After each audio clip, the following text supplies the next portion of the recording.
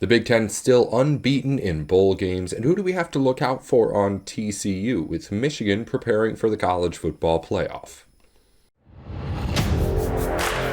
You are Locked On Big Ten, your daily podcast on the Big Ten Conference. Part of the Locked On Podcast Network, your team every day.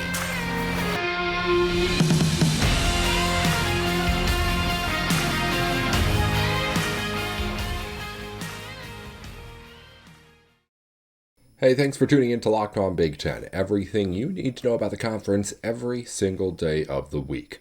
Coming up on today's program, a recap of a bowl game and a preview of a bowl game. We've got Michigan and TCU facing off in the college football playoff semifinal over the weekend. And also the Big Ten so far still undefeated in bowl games this season. Minnesota picked up a win over Syracuse yesterday that we're going to break down here to start up the show. Before we get into any of that, though, a reminder, a thank you for making Locked On Big Ten your first listen every single weekday. We've got you every single day, no matter what you need to know about the conference and what's going on. We'll have it covered for you here on the show. Let's dive into everything that we've got to get into here today, starting with the Big Ten's second win of the bowl season. Minnesota defeating Syracuse at Yankee Stadium in the Pinstripe Bowl. A good win for Minnesota, no doubt about it. Game started out really slow. Both teams just kind of literally trying to get their footing on that Yankee Stadium field. It was a rough go at it to try and figure out exactly what they were going to do there with the footing at that field. It was not great in the field conditions, and let's be fair, when you're playing a football game on a baseball field, it's not going to be outstanding, but it needs to be a little bit better than it was. If you're going to keep doing this, you can't keep having this excuse. And the Pinstripe Bowl has been around long enough for us not to have to deal with this. I get it. It's New York in the winter, coming off of a really, really super cold weekend where the weather was not ideal for growing grass. But at the same time, you've got to have playable conditions, and there were times where this field seemed like less than that. Anywho, once teams actually got their footing, both literally and in putting drives together too, scoring did start to pick up a little bit. Scoreless first quarter, followed by some good scoring in the second quarter. Minnesota puts together a couple of good touchdown drives there at the very end and ends up going into halftime with the lead. It was, in total, a good game for the Gophers on the ground as we expected. Minnesota did not pass the ball really in the way that we expected them not to. Ethan Kaliakmanis ends up going down with an injury, and we'll learn more about that, of course, as time goes on. But it allows Tanner Morgan to get his storybook ending. The super senior who's been there with PJ Fleck the entire time got to play in his final game, only ended up throwing 7 passes, but completed 4 of them for 2 touchdowns, a total of 58 yards for Tanner Morgan. But he ends up being the de facto hero of the game. Mo Ibrahim does his thing, breaks the single-season Minnesota rushing record.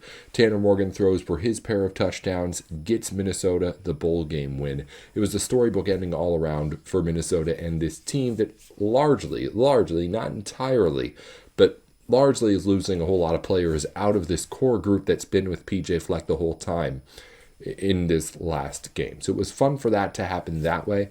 A key play, of course, of the game was a pick 6 early in that third quarter. Syracuse down 14-10, driving in Minnesota territory, and it ends up being Coleman Bryson, 70 yards, taking it all the way back to the house, puts Minnesota up 21-10, and allows Minnesota to get itself enough distance to win this game. Not comfortably, let's say, but Minnesota was up 2 scores most of that second half after the spark that pick 6 ended up giving them. So I'd say a couple of really, really good points for Minnesota to have here. You get the couple of touchdown drives that were really good to start the game. It was Minnesota striking first, at least. Then you get yourself, once Syracuse got the field goal to make it 21-13 after the pick 6 and make it one possession again, Minnesota was really, really good in just showing the experience and getting itself back out in front in a big way quickly and getting that second possession lead. again, you don't expect every drive to go as quickly as that one did to get them back out at arm's length, but the Gophers just kind of showing why they were at that spot at that point. As far as other notes on this game was one that Syracuse had a whole lot of opportunities to score points and just didn't. Total yardage was 477 to 215, which is nuts when you think about it. 477 to 215. Total plays called, Syracuse 85, Minnesota 49. So when you look at that, you got to be thinking, if you're a Syracuse fan, how did we lose this game? And the answer is that Minnesota just took advantage of the opportunities. The Gophers stood up on defense when they needed to. They executed on offense when they needed to. They got the big turnover, of course, when they needed to. And that's really just a result of the Gophers having their full team there. John Michael Schmitz ended up being the only Gopher that committed to the NFL draft before this bowl game, so the Gophers were whole as a team. Meanwhile, Syracuse, we talked about, didn't have Sean Tucker in the backfield, didn't have a lot of players over on the defensive side of the ball to try and stop things, and as a result, Minnesota just looked like the more complete team and played like the more complete team in the biggest of plays throughout that game. As a result, Minnesota ends up spending most of that fourth quarter up 28 to 13. Syracuse scores close at the end there, and then ends up not getting the onside kick in Minnesota after a weird penalty call and sportsmanlike conduct actually make sure that Syracuse never gets the ball back at the very end when it was one possession again.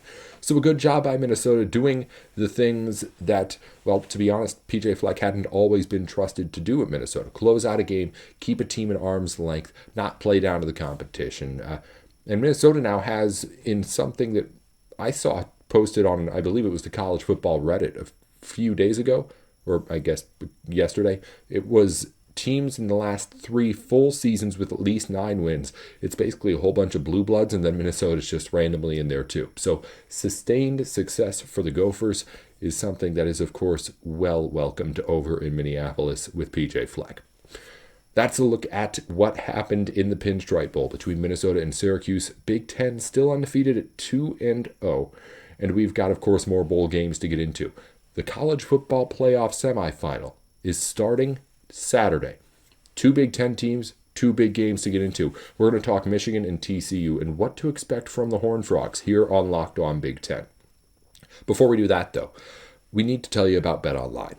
BetOnline is the place to go for all of your sports gambling needs. You probably already knew that. If you need to get the latest lines, odds, props from anything going on around the Big Ten or the college football playoff, whether it be on the gridiron or on the hardwood, you can find it over at BetOnline.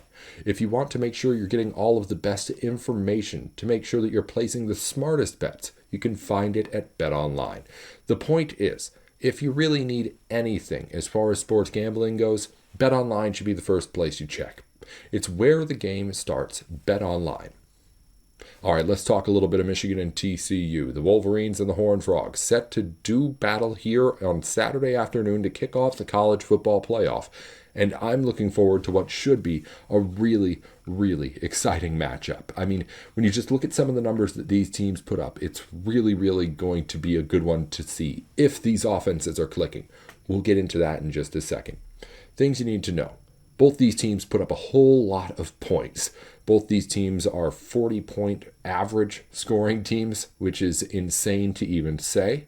If you want to be a Michigan fan and be an optimist about things, you would say, well, Michigan did that in the Big Ten, and scoring points in the Big Ten, no offense to the Big 12, is not quite exactly the same difficulty level as what TCU had been doing all season long. So there's definitely reason to believe that Michigan, with the same offensive numbers, should be thinking a little bit more optimistically about what they're going to be able to do. That's the good point. That's the thing, is that if you want to say, hey, they're just as good at this as we are, oh, well, actually Michigan had to do it in the Big Ten. So there's your argument, because if you look up and down offensively, TCU stacks up pretty evenly with Michigan across the board.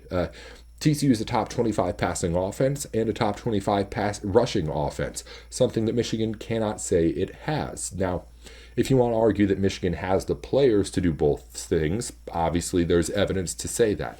J.J. McCarthy killed it in the Ohio State game. Donovan Edwards killed it in relief of Blake Corum when he went out. And this running game for Michigan seems like it's going to be great no matter who it is in the backfield for the Wolverines.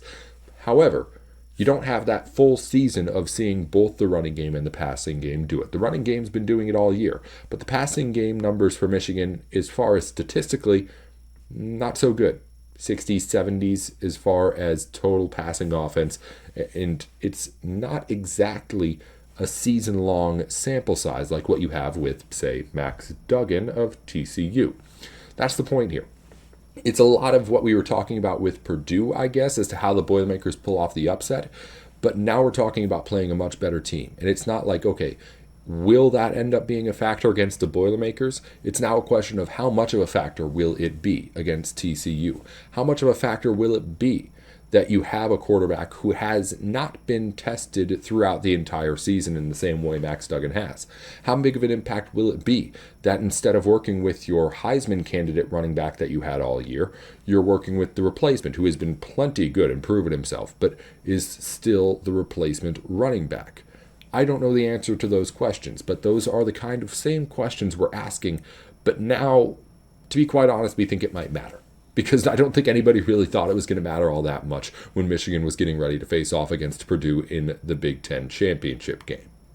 The point is, the offense is consistent for TCU. On both sides, running and passing, they can and have been getting it done. You can say Michigan can, but they have not gotten it done both ways all season long in the same way that the Horned Frogs have. On the defensive side of the ball, though, a little bit of a different story. Michigan, of course, an outstanding defense. TCU's not so great. The rushing defense is 64th in the country, which is actually better than their passing defense, 83rd in the country. So if you want to say they're a little bit better at stopping the run, you can. But the point is, this is a little bit, at least by the numbers, a Big 12 defense, if you want to make that argument that Michigan's been doing it against better defensive teams. But if you want to look at the ways that TCU is able to beat Michigan, there's clean football being played here. Same way that we saw with Purdue before in how they were able to take care of the football, but just didn't get the same big plays in the title game. Max Duggan only has 4 interceptions all season. And that's pretty impressive when you think about how much TCU wants to throw the ball, wants to use him. And of course, he's a threat both through the air and on the ground as well. As far as other names you need to know from TCU, you've got, of course, Kentre Miller, running back, 1342 rushing yards, but the more important number even, 17 touchdowns for him. TCU relies on him to score the football just as much as it does Max Duggan and his arm. 30 touchdowns through the air for Duggan, but 17 scores for Miller on the ground is eye-popping too. On the receiving end, Quentin Johnson gets the yards. He's the only player who even came close to 1,000 yards, had just over 900. Nobody else even got to 500. But as far as who scores the touchdowns, that's a team effort. And when it gets into the red zone, that's what you can expect.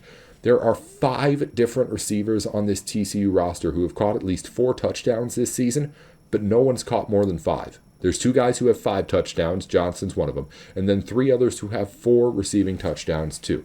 So it's a very spread out attack when you look at who is the player catching the football in the end zone. There's no sort of go-to guy there. They spread that out, and it's why they've been so good passing the football. As far as what I want to see in this game, I'm looking for offense. I know Michigan's defense is really good, and I know that the best way probably for Michigan to win this game is to not really get into a shootout and try and play a Big Ten football game. But I don't care. I see one great offense in Michigan. I see another great offense in TCU. I see the way Michigan has played all season. I see the way that TCU fought back in that Big 12 championship game. And I've got those 2 things in my head, and I cannot wait for them to go head-to-head and hopefully give us a bit of a shootout in this matchup. I'm all for it. And I think Michigan can win it, because I think Michigan is now ready to prove to everybody that this offense is just as good as everyone's been anticipating all season long. Forget about the fact that nobody thinks the Big Ten had any good teams outside of Ohio State and Michigan. Forget about the fact that you're playing without some of your best player, well, what maybe your best player on the offense all season in Blake Corum. These 2 teams are that kind of good And I cannot wait to see what happens when they get out on the field here Saturday. It's going to be a really good one. I think Michigan, favored by a touchdown, is a pretty decent bet. If you're a Michigan fan, go ahead and take that Michigan side all day long. Michigan's defense good enough for me to believe, at least, that there's a chance that they can stifle Duggan and the TCU offense enough to make this one not very close at the end. But I don't see a way where TCU blows out Michigan. I see a close game, or I see a Michigan blowout here. That's the way I see this playing out, and it's going to be a good game no matter what. I just hope we do see a lot of points in it. That's what I'm rooting for more than anything. Maybe not quite as much as a Michigan win, but as far as how the game script goes, I want to see people airing it out. I want big plays. I want this to be played more like a Big 12 game than a Big 10 game, even though that may not be what's best for Michigan's chances. When we come back, we're going to finish with a little bit on what's going on around the Big Ten. Just a quick note on one of the stories that's happening in the conference. I'll touch on that here in just a second.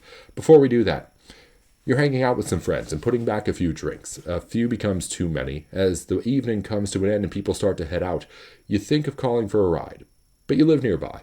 You can make it home okay, and it's no big deal. What are the odds you'll get pulled over anyway? And even so, what is the worst that could happen? You get your insurance rates hiked up, you end up losing your license or your job, or maybe you kill someone. Everyone knows about the risks of drunk driving. The results are tragic and often deadly. However, that still doesn't stop everyone from getting behind the wheel under the influence. That's why police officers are out there right now looking for impaired drivers on our roads to save lives. So if you think you're okay to drive after a few drinks, think again. Play it safe and plan ahead to get a ride. It only takes one mistake to change your life or someone else's forever. Drive sober or get pulled over. Before we get into wrapping up the show, a thank you for making Locked On Big Ten your first listen every single weekday. When you're done here, be sure to make Locked On Sports Today your second listen. Peter Bukowski brings you the biggest stories from around the sports world in 20 minutes. Get the analysis and opinions before anyone else with our local and national experts and insiders. Locked On Sports Today, available on YouTube and wherever you get your podcasts. All right, let's finish up with a bit of an odd story coming out of Chicago, actually. It appears that the Bears, looking for a new president, have, at least according to some reports, eyed Kevin Warren as potentially the guy to take over the job. Kevin Warren, of course, Big Ten commissioner. Kevin Warren, a guy who has had his name in the news, maybe more so than any Big Ten commissioner has had in the past year. Of course, with the Big Ten's expansion and everything that's going on with USC and UCLA and all of that, Kevin Warren's been right at the center of that. Not to mention, you throw in the Big Ten media rights deal, and as far as college football names go, Kevin Warren's been one of the biggest ones out there this past year. So his name's hot. And it makes sense that his name's popping up with other jobs, but the question is not that. The question is this a job he would actually take? And I think you need to be able to realizing, and I don't think too many Big Ten fans are having trouble wrapping their heads around this, but this is definitely a possibility here. I don't know how much you have invested in Kevin Warren being the Big Ten's commissioner, but here's what I do know. Is that since he's gotten here, he's worked fast. He's gotten UCLA, he's gotten USC, he's gotten the media rights deal, and he's beaten the SEC to that media rights deal, even though the math behind that was a little bit in a way where it was going to happen that way anyway. The point is, Kevin Warren has done everything he's been asked, and he's done a really good job of it really quickly, too. And if you ask me, he's someone who's advantageous and will jump to the next best opportunity. He was head of the Vikings. Ends up taking this Big Ten job in 2019. Just 3 years in now, he's rumored to be a head candidate for this Bears job. Why wouldn't he take it? He has experience in the NFL. It's, of course, going from leading a league to leading just one team, but as far as the money goes and the power, this is the NFL we're talking about. The NFL is king when it comes to all of this kind of stuff. And also he has himself the opportunity, if he were to take this job, to spearhead the project in building Chicago its new stadium, which is already pretty much been laid out on the blueprints for. Someone just has to go and do it. Kevin Warren could be that guy. And with what he's done here in the Big Ten and how quickly he's moved, I would see easily why he would want to add this to his resume. Kevin Warren seems like a guy who has big goals. In the NBA, we talk about Brad Stevens. He wants to be the next commissioner of basketball. He wants to. Of course, you don't say that because if you want to say you want to be the commissioner, you put a target on your back. But that's a conversation for another day. Brad Stevens' career ladder has been him moving towards becoming the commissioner of the NBA.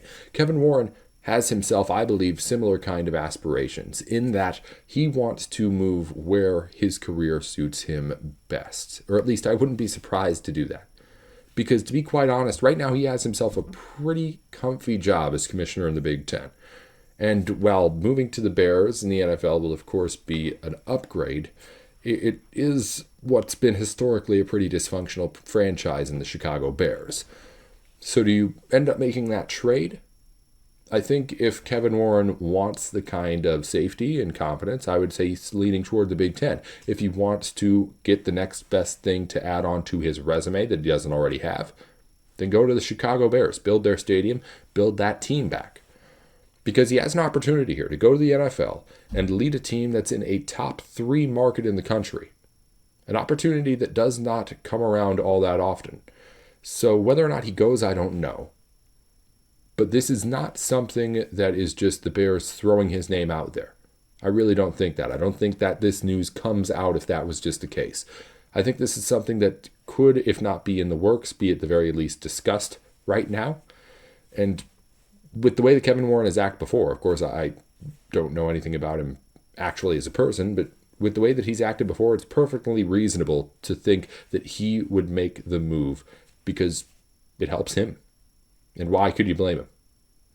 So at least that's one thing to think about as, of course, we get ready for the college football playoff and whatever is going to come this next offseason and expansion and anything else that happens.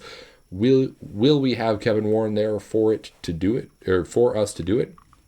I don't know, but I think we're going to find out soon because, again, as we also know, Kevin Warren, when he is moving, likes to move fast. A couple of scores before we finish up here on Locked On Big Ten. In hockey, Clarkson beat Wisconsin yesterday. Final score 3-1, a little bit of a shocker there. Also, Minnesota, of course, kept the Big Ten undefeated in bowl games by beating Syracuse 28-20. And in women's basketball, a few scores. Indiana lost to Michigan State as Big Ten play opens up 83-78. Illinois beat Wisconsin 79-63. And Iowa beat Purdue 83-68. Those the final scores from around women's basketball yesterday, and of course one matchup from hockey we mentioned. We will be back to preview Ohio State and Georgia here on Locked On Big Ten next time. Until then, be sure to tune in wherever you get your podcasts at Locked On Big Ten. 10 at the end when you're typing it out. That's on Twitter, YouTube, and wherever you get your podcasts. I'm at Nate with Sports on Twitter. Nate Dickinson until tomorrow on Locked On.